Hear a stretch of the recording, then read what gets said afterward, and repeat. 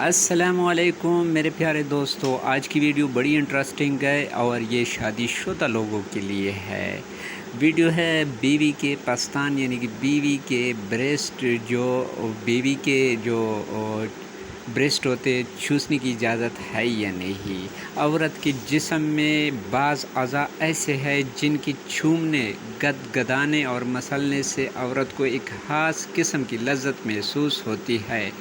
پس اگر کوئی شخص عورت کے پاستان، بریسٹ یعنی کہ بریسٹ، اس کے کیا کہتے ہیں، اس کی جو چھاتی ہے، چھومے یا چوسے تو وہ جائز ہے، مگر پاستان منہ میں لینے میں اس کا لحاظ نہایت ضروری ہے کہ عورت کا دودھ منہ میں جا کر حلق میں نہ جائے، کیونکہ یہ مکروہ تحریمہ ہے۔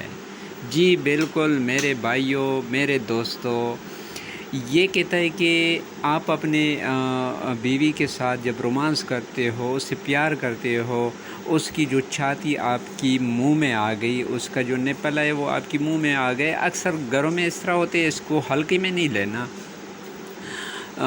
ہمارے ساتھ بھی ہوتے ہیں، آپ لوگوں کے ساتھ بھی ہوتا ہے، شادی شدہ لوگوں کے ساتھ ہوتے ہیں۔ اکثر جب عنقریب بچہ ہو جاتا ہے یا بچہ سال ڈیڑھ کا ہوتا ہے تو ماں سے دودھ جو ہے نا وہ جاتا رہتا ہے اس کی چھاتی سے۔ تو میرے بھائی، اس بات کا خاص خیال رکھنا ہے کہ کسی کی اگر آپ اپنی بیوی کی جو ہے نا وہ چھاتی چومتے ہو یا چوستے ہو، اس کے جو بریسٹ ہوتا ہے، تو اس دوران اگر دودھ کا قطرہ آپ کے حلق میں چلا گیا تو یہ مکروہ تحریمہ ہے۔ اس چیز سے بالکل پرہیز کرنا ہے میرے بھائیوں، اس چیز کا بہت خیال رکھنا ہے۔